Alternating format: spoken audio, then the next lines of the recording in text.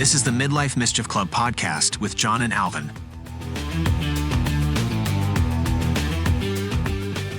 Hey folks, John here.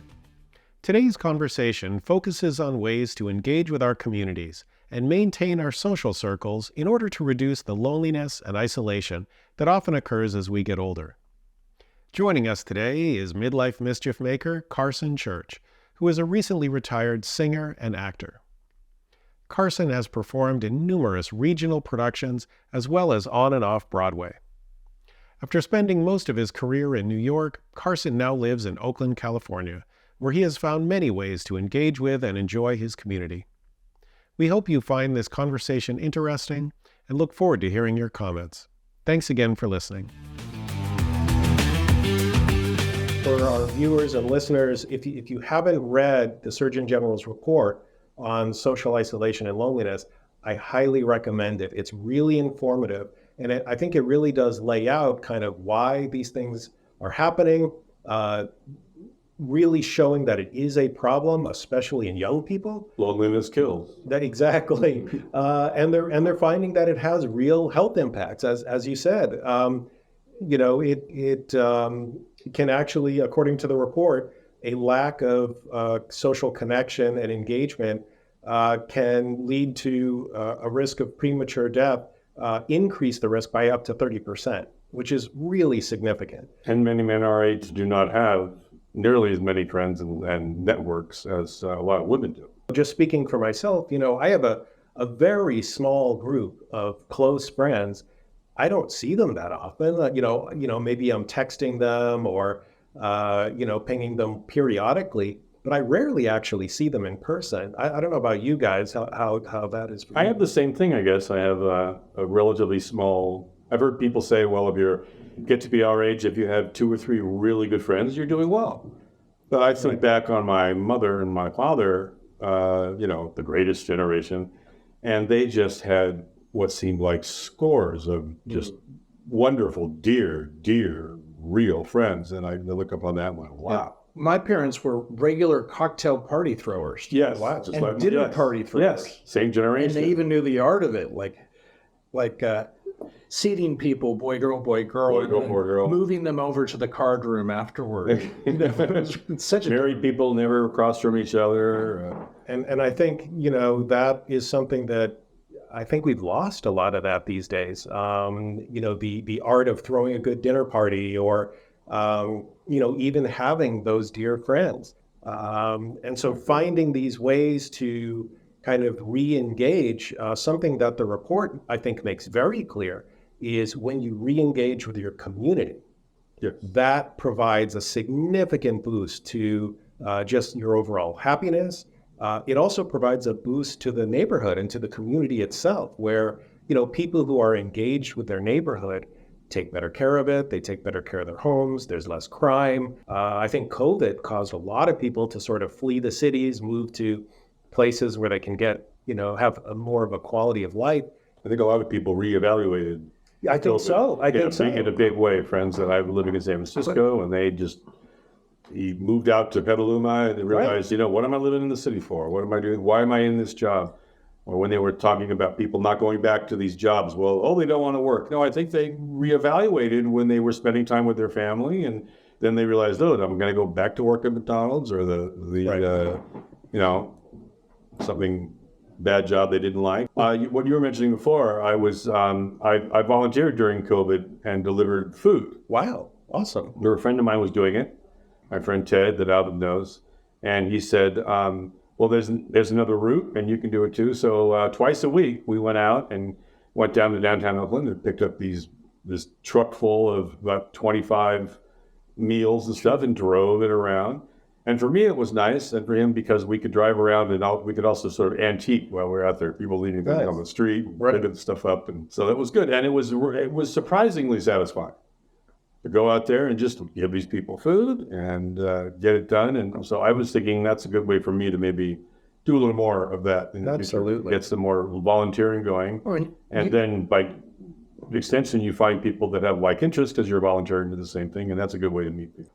Other projects, like I've been doing some house projects. For me, meeting with people and trying to get the foundation job done or this painting job done, that's for a long time, that's been the reason for getting up. Right. And that's been also surprisingly good for me, because before you felt, after retiring for a few years ago, I have still yet to sort of find the thing. I need something bigger and better and more meaningful that will make this chapter of my life more. I think that's a really important point, which is everyone's purpose, Yeah. and when people spend their whole sort of adult lives working, either at the same job or multiple jobs, and work really defines them. It defines who they are. And who you meet. 100%. And when they retire, they don't know what to do with themselves. I did shows for, 30, 35 years. Yeah. Meeting 30, 40 new people every few months. I just didn't realize that when I wasn't doing that I didn't meet anyone. Right. That I didn't have that access, that I didn't meet new people. I just didn't have it. Well, and we didn't mention your previous life was that of a musical actor. Yes. In New York, which is a whole interesting story. It sounds a lot more glamorous than it That is spanned than it really is. from appearing on Conan to Howard Stern. That's right. Howard Stern, Conan, Broadway, a lot of different things. I did most everything you can do as a singer in a small way. Well, aging is mandatory, but maturing is optional. I'm resisting it as best I can. Peter Pan syndrome all the way. As someone who spent so much of your time singing and kind of performing like that, do you still do anything like that to kind of sing or In the shower. in the shower? Okay. Alvin, I played guitar. Don't and put me in the shower. Alvin was learning guitar, and he's been moving forward on his guitar. So, and I had never played the rock stuff that Alvin wanted to play. I played guitar in church. Right. And played it in musicals and stuff. So I was able to discover all these classic tunes, and Alvin and I were noodling on all these tunes. So that's been a lot of fun. Nice. And music is a great thing for your brain. Yes. At midlife mischief time, it's definitely, and anything qualifies, evidently. Singing, learning a guitar, or a language too. Language it's the same part of your brain, and it really helps you. Really say, because I had some real issues with the isolation in the band. Sure. The first part of it made sense to me. They were, appears that I was socially, distancing for years without realizing it. Right. So it's like, oh, you're not going to go to any restaurants, and okay, that's fine. I wasn't doing that. I don't do that anyway. Yeah, you don't go to bars anymore or big sports events. Okay, I don't do that anyway either. So I even had weird things like the Achilles tendon thing, because I was walking around with my with no shoes for weeks because I wasn't going out of the house. Well, and myself and my family, my wife and kids, we're generally introverted. During the pandemic, it didn't really affect us a whole lot either, because we don't go out a ton anyways. And I think a lot of people are like that. I think for the folks who aren't, who are constantly looking for, something to do and to go out and all that, I think it was crushing for them to have to spend so much time in their apartment or whatever. I just did endless road trips. I was the opposite. Yeah, you just went out all the time. I call it the era of lockout. Yeah. I was just don't go home. on the road exploring Greater California. It was like an episode of Bay Area Backroads. Wow. That's nice. For 2 years. That's nice. Yeah, it was a long time. You stuck in your house and not doing enough and not getting exercise. I didn't realize how much I needed the pool. I'd only swum much and everything. I didn't want to go when the pool's closed and there wasn't any place to exercise for me. It's like, wow. Yeah. What do I do? I got to switch. Yeah. So it was a real adjustment, I thought, for me. The golfing has been a real hoot, because I hadn't golfed in so many years, and you guys got me out several times to golf basically on the dirt. I was going to say, it's very loose calling it golf. Okay. It's the pitch and putt. The hard dirt driving range. Yeah, it's where every I think they're all 3 par, and it's really just trying to hit the green and putt it in. So Gotcha. And we have one, like when my friend Joe and I go, we have a couple of inviolate rules, and the first one is don't keep score. Don't keep score. That is the best rule. And play the furthermost ball. So you're playing with 2 or 3 guys. Somebody hits a great shot. You all go down there. You put your ball right where his is, and you continue on. Oh, wow. Yeah. I like that. because otherwise it takes too long. But it's fun being out there, and boy, up there at Chabot, it's beautiful. I mean, it's And there's an inverse relationship with how good a golfer you are and how much exercise you get. That's right. That's right. I am a terrible golfer, so I'll be getting some great exercise. Oh, right. Yeah. I don't know. You got to be better than me if you call yourself a golfer. At all. I am not a golfer at all. It's fun though. Yeah. I do. I played a little when I was a kid. Took a couple lessons when I was like 12. And then I fell in love with it again, and I did a show somewhere in the middle of nowhere in the country. And when you're out there away from New York and you're doing these shows, whatever is going on in the town sometimes becomes the thing that everyone does. So one time it was bingo, one time it was this, and then this time it was this little pitch and putt course that you were given 2 clubs on a little wire thing that you could walk around, and all you had was a putter and another little thing. That's so funny. And it was great fun. So the Bay Area is actually a pretty amazing place. There's a reason why we all live here. There's beautiful scenery, and the ocean's not that far away, and tremendous access to these really beautiful parts of the country. Sonoma and Napa aren't that far away, and Monterey and Carmel. It's the beauty of California. Whatever you so want, gorgeous. you just go to it. Yeah. You want the snow, you drive for a few hours, you're in the snow. You want Exactly. the redwoods, you drive for a while, you're there. You want the beach, you go over there. You want Exactly. the farmland. And I think, having lived, I've moved around quite a bit, over the years. And oftentimes we don't take advantage of the things that are right around us like that. Totally. I lived in D.C. for a while and as a student. And You never went to the White House. there aren't any records. But it was such an amazing city. And the one thing that I did do as an art student there was take advantage of the museums. And, being able to go and walk into any of the Smithsonian's, or there was like the Hirshhorn and all these different museums, for free. We're just at your disposal. Wherever you are, there are probably really amazing points of interest that you just haven't stumbled across yet. And going and maybe finding a great hike near you, or finding a good ride, a great motorcycle ride that's near you. There's these apps that kind of plot out these beautiful rides. Carson, you were talking about, volunteering. Yes. And actually helping to distribute food. Most big cities have food banks. Yeah. And being able to volunteer for something like that, I think, is really impactful. And as you said, really satisfying as well. And you meet people with similar interests because they're volunteering for the same thing that you are, and that really helps. Exactly right. I think. And that sort of involvement and engagement in the community, it's a way to help meet people, to get you out of your house, and to actually, again, have more of a purpose. Why are you doing what you're doing? Well, you get great satisfaction by helping people, being somewhat altruistic. And then also it widens your social circle, because now you're actually meeting some of the people who maybe need the help, but also the people who are doing the helping. And so I think finding these activities, in your community are really great ways to help not only give you purpose, but also really increase your social network, and reduce that kind of isolation and loneliness that we were talking about earlier. This is the coolest thing, John. There's this, is it Berkeley Co-op? Oh, yes. The Water's Edge.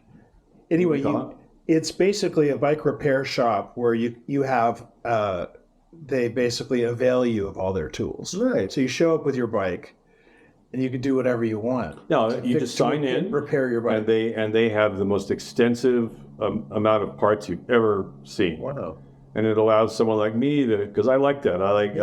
The drug for me is like I bought a bike and it had a broken axle. And most people would buy a new wheel or something, and the axle itself, you have to take everything apart to get to it. But I went out there and I bought one for $1. Right. And then sure, it took half a day to get everything out and put it back together. But as I said, I am still just entranced and amazed at bicycles. And A bicycle is kind of your first horse. Yeah, it's your first ticket to some level of freedom, Independence. right? And My Schwinn with Banana Seat, we were come on. I had my, oh my God. That was my car. Mine had a peace sign on it, okay? It had a sissy bar this tall and a big peace sign, which at the time was like a 60s throwback. And I was going, wow, how cool is And as a kid, when something breaks, you get a flat or whatever, maybe you want to mod it and do something cool with it.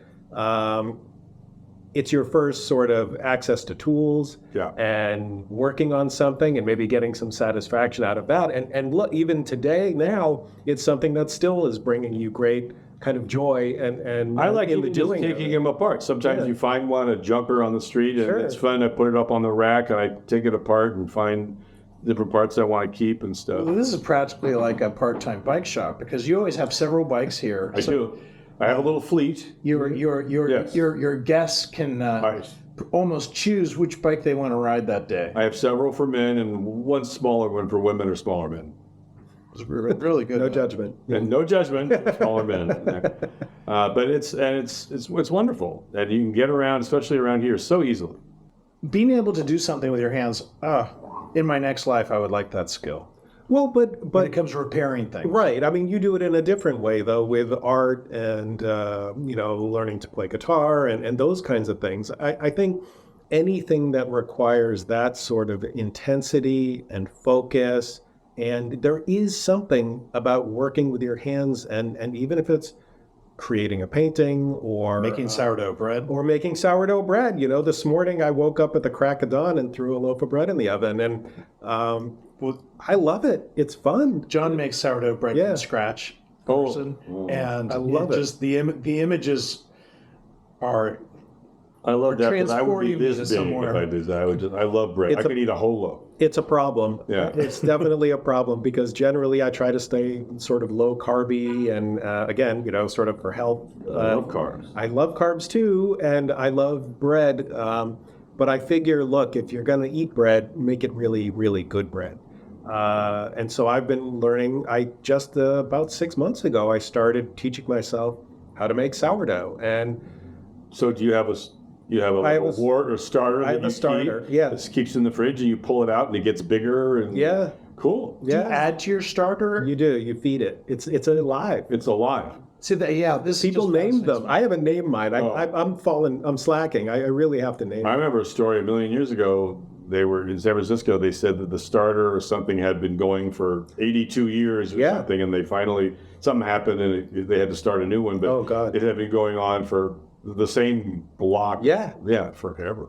Because it does. It's alive. You just keep feeding it flour and water, and it just keeps going. I love sourdough too. Being raised in San Francisco area, it's like bread, crab, and sourdough. Exactly. What does it not go with? Another thing I've been got into was gardening. Oh, yeah. I hadn't done any gardening at all. I had like one plant in my life. And a friend's mother was moving out of her house and going to an assisted living place. Mm-hmm. And since, of course, I had a truck, suddenly I was his best buddy. And so I did a lot of stuff for him, and we moved a lot of stuff around. And at one point he goes, we have to move all these plants out of here too. I said, okay. So I put all the plants in the truck and brought them home, and I was going to give them to Goodwill or something. And I was sitting on the porch going, gee, maybe that one over there, that would look good, like right here and that started it. And now your front yard and backyard is like a tour of Santa Fe's. Oh my goodness, there wasn't everything in the front yard. I don't know if you looked. Every single plant here wasn't here before the pandemic. No kidding. Everything was planted except there was one, the jade plant in the corner and the rose bush in the other corner. But every other plant was planted by me. Wow. Here, during the pandemic, and all the other plants in the house. And it's been that's been a great source of enjoyment because they grow and live and change and blossom and get bigger and change shape and sometimes die, but at least they change. And you even swap what are they? Cuttings with neighbors. Yes, you go down. We were walking down the street the other day. Walk down the street and he introduced himself to a neighbor who had a really very overgrown show garden. Yeah, a show garden. Wow. And I said, look, if you you have a lot of varieties I don't have, and I might not have much you're interested in, but maybe we could swap over. And he goes, oh, great. And Plant people are very nice. I want to do like fruits and vegetables and stuff. And so just this past kind of spring and summer, Tomatoes and sour bread. That's one of my I next did steps. tomatoes and Order garden. I like this. yeah, I didn't do herbs. I should do herbs, but I basically what was most successful were my tomatoes. Really? And I got some heirlooms that were beautiful, Wow. some black crims, which are like a beautiful, very dark, but just delicious tasting tomato that you don't see very often. And a bunch of cherry tomatoes, and we wound up using a great deal of them. How much land did you use? Like Oh, I used the 10 by tiniest. 10 or even smaller Just than that, right? they're just like these big stainless steel. They're Like almost tubs? horse troughs. Yeah. Right. Those things are about this long. Yeah. Yeah, I've seen those. And You set up automatic irrigation? I did everything by hand. Did you? Yeah. And I'm used to doing that. So there will be a whole episode on growing your own cannabis and stuff. But I have learned from that, how to create good soil and add amendments to it and water. And so I actually had a little bit of knowledge. So I wasn't going into it completely blind, but I had never really successfully grown a lot of vegetables. But I got a bunch of zucchini out of it, a bunch of really good tomatoes. I was completely blind. Yeah. I would put them somewhere, and if they didn't live, all I had was two tools. Yep. Less light, less water, more water. Right. And I move it around until it did well. There you go. But it's been wonderful. But it also gets you outside, and you're spending time on it. It's really fun. It's fun. I grew up with my mother making zucchini, and they just got bigger and bigger. It was like Jurassic zucchini. And we would have zucchini bread, zucchini soup, zucchini everything. And it's quite remarkable how if we were reduced to only having a few vegetables, how many things you could make, just with zucchini. Right. Because you can actually, zucchini in the oven with Parmesan and olive oil. Oh, man. Put lemon on it, and it's Delicious. it's Yeah. really nice. I haven't done it yet, but that's definitely one of my next steps because, at least according to the online gurus, even 10 by 10 or 10 by 20 is enough to make crazy amounts, especially for one person, of produce. And my neighbors have this amazing garden, and they just bequeath us, bags of fruit and tomatoes. That's amazing. All the figs, they gave us a bucket load of figs, and I made some fig jam. And I've never made fig jam before. Delicious. It is so much nicer, a little bit sweeter. It has like a fresher taste to it. Wow. And it's cheese and crackers. That's crazy. Oh my God, a little goat cheese or a little brie or something. It's fantastic. But having a neighbor like that, who they are master gardeners, their fruit and tomatoes and everything are like nothing I've ever seen. So that's a good bartering neighbor to have. Yes, I made them a sourdough, and I brought them a sourdough, and they were so lovely, and they kind of returned the favor. And so we kind of have this little bit of a bartering relationship, and they're the sweetest people. And now when they have too much of something, like extra figs or whatever, they'll come and they'll bring it over, and then I'll bring them the sourdough bread. Yeah, another example of a good way to meet people. People I met I put ads in Craigslist saying I had this kind of cactus, I have this, and people call up and they come over and they bring stuff. And Right. This whole bartering idea, it makes me think that we should all be almost like required to go to Burning Man at least once, because that whole bartering concept, eliminating currency is so interesting from a community standpoint. Right. Kind of going back to that idea of breaking down social isolation. I think you're bringing up an interesting point, though, which is, one, oftentimes we don't know our neighbors, and so getting to know your neighbors can help, kind of expand your social circle. And it's always good, I think, to have a close neighbor. When you're into similar kinds of hobbies and things, like I'm sure there's people around here who bicycle, and as you said, there's someone up the street who they have a fantastic garden, and so it does become something that allows you to meet people and maybe even barter and exchange things. That is, it's something that. It's an association. Yeah, and community. It's a community. It's a community. We did a lot of it in Connecticut.